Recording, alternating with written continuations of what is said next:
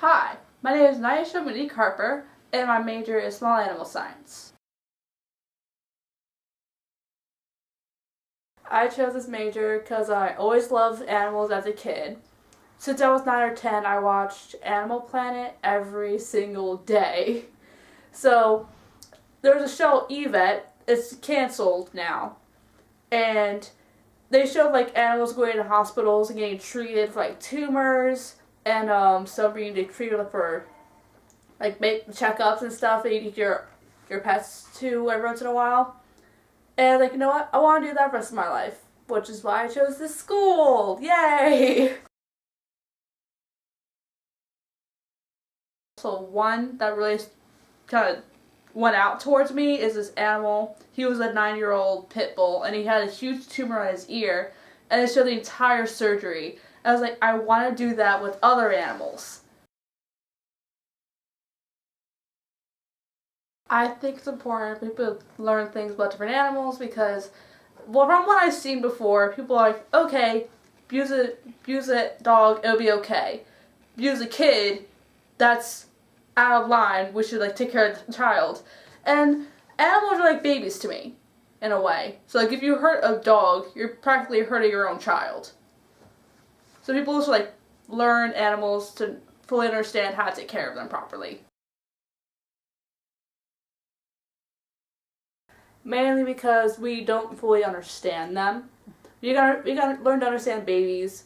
We can learn to understand like adults, but we can't really fully understand animals unless we're put into their situation.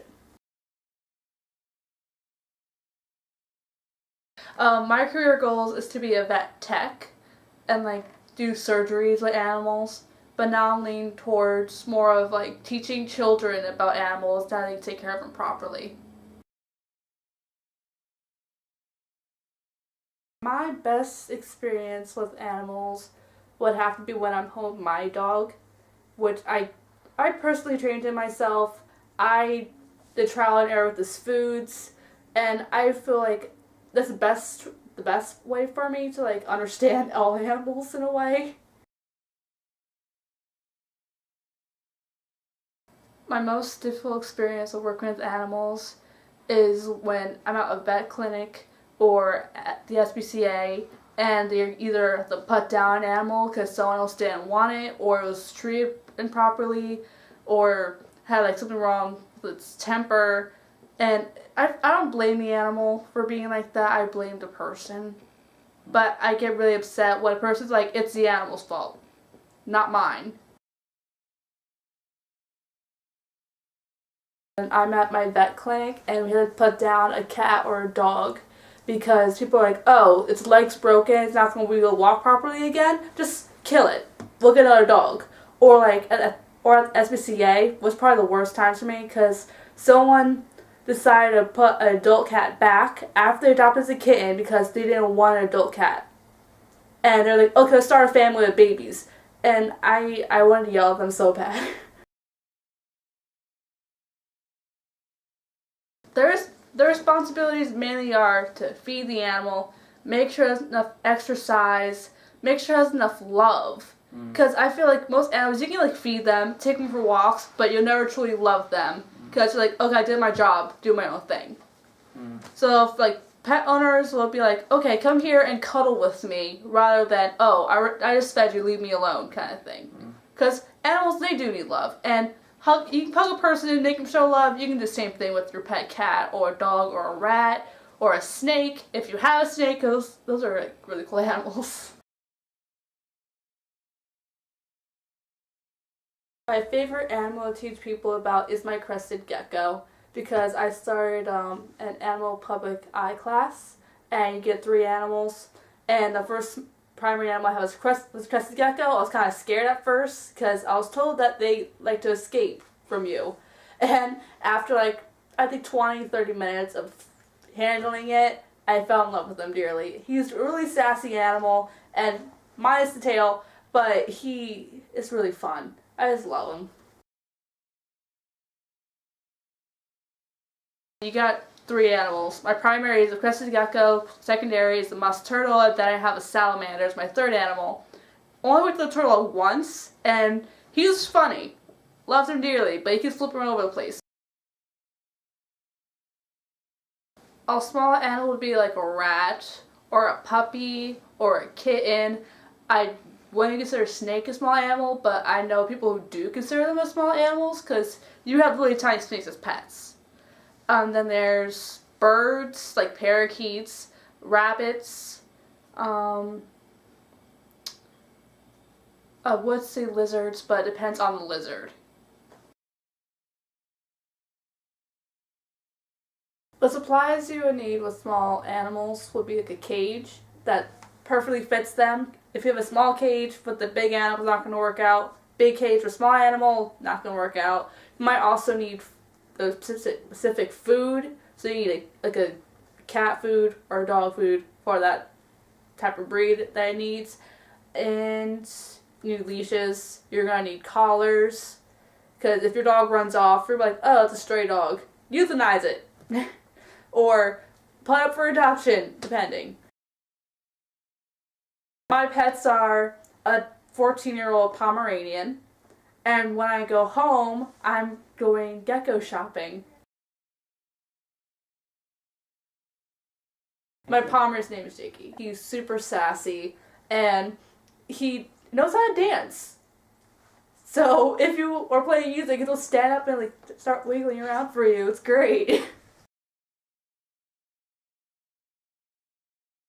Del Val prepares me for my career by saying you need to have certain requirements. Like you gotta have hours at a vet clinic, or at a zoo, or at SPCA, just to give ideas for you. So you gotta like get experience on that, and you also like get the information from the school and be able to apply it wherever you go. So if you do work at a vet clinic, you gotta know the technical terms, how to like, use the tools they give you. Because if you don't, you'll be fired on the spot. The classes I have to take is Animal and Public Eye. You gotta take Intro Animal Management your freshman year here.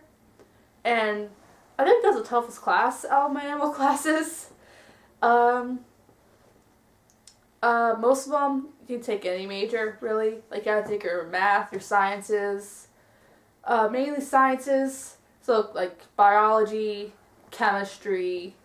Well, anything that takes up for chemistry. So, I'm not gonna give you a long list of things. Just an idea. Jobs I could get with my major would be vet tech.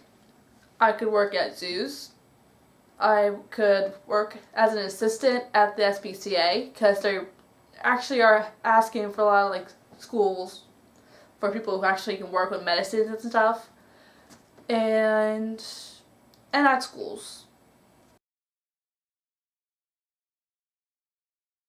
Working at Camden Aquarium was fun. Like, the people there were awesome. That I usually spent most of my time with the sharks. They're my favorite sea animal. My love of sharks started when I saw all the Jaws movies, and I started like doing research on them. And it's funny how you think Jaws, like in Jaws, sharks are like that all the time, they attack people randomly. But the truth is, they're really solitary animals. They won't attack you unless they smell blood or you start resembling like a seal or something. And people are like, oh no, they're dangerous, they're dangerous. I know my mom thinks they're dangerous, but I keep proving her wrong every single time. You know? Okay, if you want to learn about small animals, go to like local zoos and ask questions, because I guarantee people there love it. And if you want to teach younger kids about it, talk to their teachers. Tell them, hey, I want to learn about this animal. Can you bring in someone from a zoo or a school? And if you want to pursue a career as an animal major or something, go to Del Val. I mean, it seems kind of bad food-wise and teacher-wise, but the programs are really good here. So after you leave the school, you will be like able to get jobs compared to other schools.